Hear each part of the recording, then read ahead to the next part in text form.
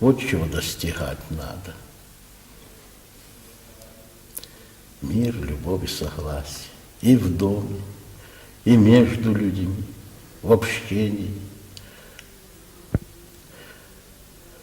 Садитесь в транспорт, Господи, благослови. Доехали, слава Тебе, Господи, это все в уме. Дети должны, идя в школу или в институт, прочитать Царю Небесный короткую молитву. Как в семинариях, в академиях студенты поют ее. В конце уже занятий достойно есть поют. А ребенку прочитать, также учителям, преподавателям. В начале и в конце. Семестр начинается, или защита диплома. Ответственный момент, надо причаститься, пойти в храм, попросить Господа.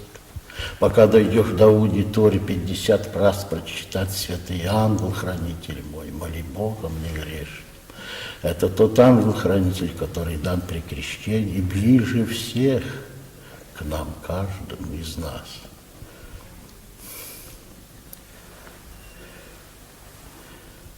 Он тогда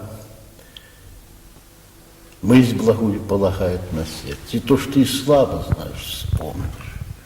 Тянувший билет, Господи, благослови, святый ангел, хранитель мой, помоги перед тем, как отвечать или писать, садиться. И непременно будет помощь Божья. Также детей наставлять. К доске выходит. Господи, благослови, святый ангел, хранитель мой, помоги, в уме просить. И начинает отвечать. Контрольную, самостоятельную, за домашние занятия или садиться. Надо всегда призвать ангела-хранителя и всегда быть с Богом. Удалять детей от дурных поступков, чтобы не было разложений, такие же и общения должны быть в Боге. И верующие семьи православные должны общаться друг с другом, помогать друг другу. Если заметили чего-нибудь отрицательное, надо подсказать родителям, что вот такое вот это направление, надо обратить внимание и помогать друг другу. Если мы будем сообщать, это и Богу угодно, и нам в пользу. Поглядите ведь, какая Россия была. Ни одного человека не было невенчанным. Люди были в Боге. И какая бы жаркая пора не было, как то жатва или синагог, и кто-нибудь из дома, но был в храме на Казанскую, на праздник на большой. Один человек, он покрывал тогда всех. Из дома. Один человек был в храме, и благодать сходила, и благословение Божие на весь дом, хотя эти были за делом все.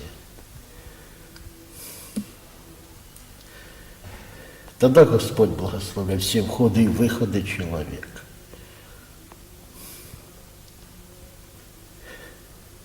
Мысль благая полагается на сердце.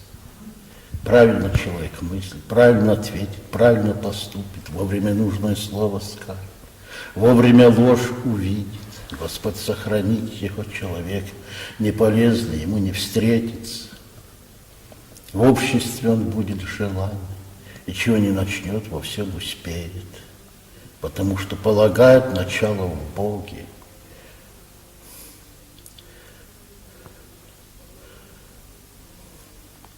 В дороге призывайте всегда. Сохраню тебя и покрою тебя, не приткнешься о камень ногу твою. Не доедешь случиться, аль проедешь случиться, не тогда, когда ты будешь на этом месте. Нечестивец, сказано, займет твое место, а тебя отведу, призывающих имя мое святое. Это же все в Писании, в живой помощи эти слова есть. Транспорт должен освящен вас быть.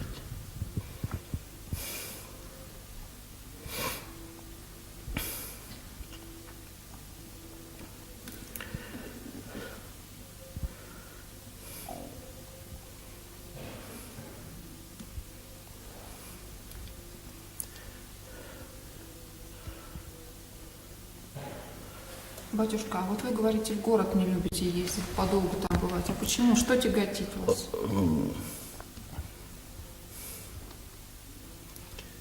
Знаете, вот этот вот греховность, вот это вот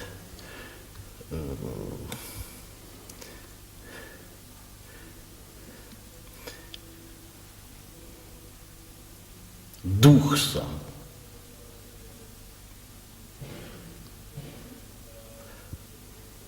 Когда с тишины, с вот этой, где Господа мы призываем каждый день, и здесь Слово Божие не умолкает, выехать туда, это очень ощутимо, до того, что даже до заболевания доходит, что прямо оттуда приезжаешь как-то, как разбитый. Вы вот приехали вот сюда, каждый из вас ощутил легкость. Здесь и дышится по-иному. Вот и делайте сами вывод. И там бы было бы то же самое. Если была Русь в том, чем она была. Ведь в Москве было 40 храмов. Это значит 1600. Один колокол на Пасху звонил главный, и вся Москва была в звоне.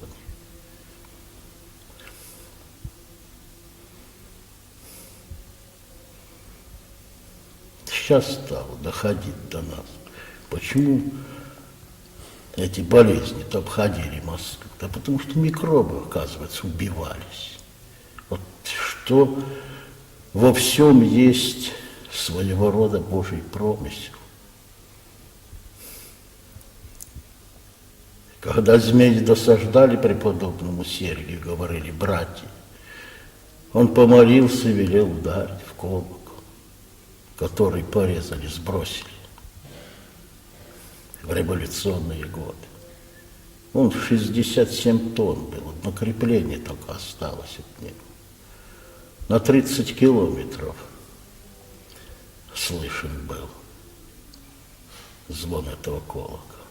На это расстояние и змей не стало. Правда ли это или нет, биологи задались этим вопросом. Да, действительно, после 30 есть, а до 30 нет. Это же воочию. Также спросил источник Господа, который до сегодняшнего дня. А ходили братья далеко за водой. Первое время. Все он, все им, и все от него. И разума сказанного не с числа. Он рече и быш, он повелей создашься. И нет ему ничего невозможного.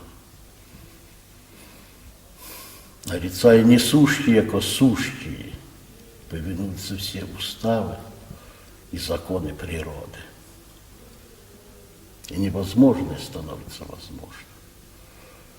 Предки наши это очень уяснили себе и знали.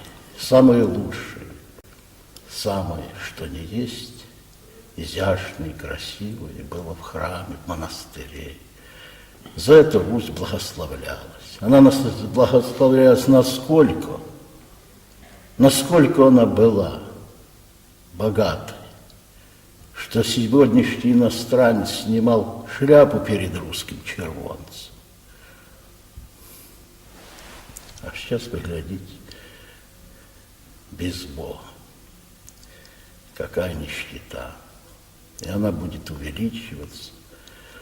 Грех будет возрастать, ибо повелело небо, а земля только будет исполнять. Почему оно повелено? Да по грехам же нашим. Покаетесь, прибавлю дней ваших. Не покаетесь, уменьшу и то, что есть.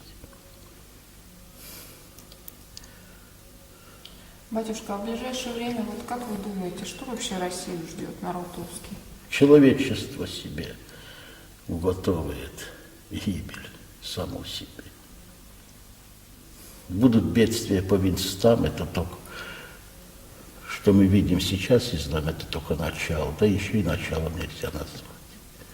С каждым днем будет все больше и больше и больше. По местам. Завершить это моровая язва, повальная. Сразу будут хоронить людей, а потом не в селах будут и хоронить. И города будут задыхаться в своем смраде.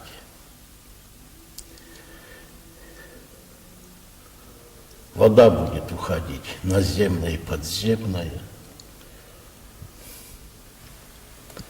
с колоссальной скоростью. И не будет человека радовать. Эта жизнь будет на земле туго и уныние народов сказано. Народов, не народа русского, а народов всех. И драгоценности вот эти повыбрасываете и под печати, и под замки эти, в сейфы поставлять воду и хлеб.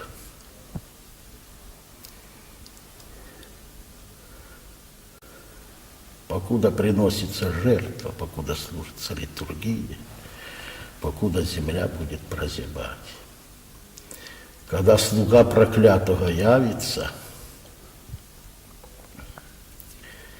и войдет в доверие народов, это будет проходить 1,5 года, а через 1,5 года закроет православный храм. Вот тогда и заключится небо, так как оно заключилось при Илии.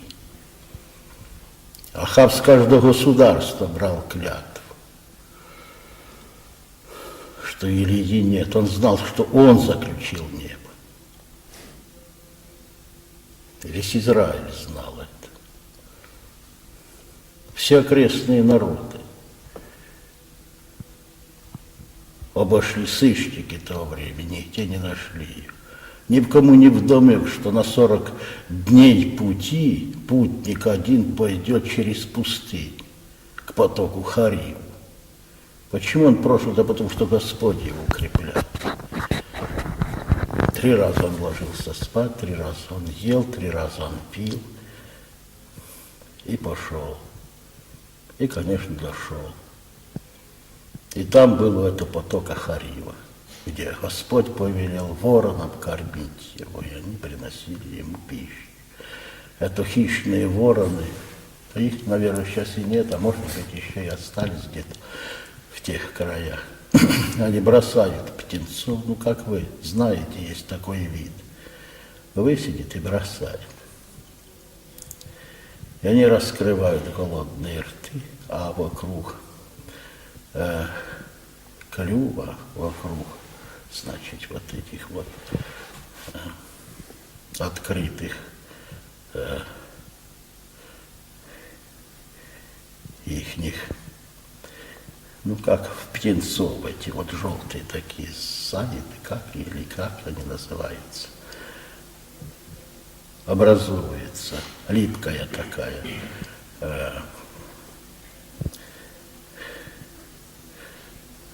слюна, которая имеет свойство привлекать мошку, и она обильно садится.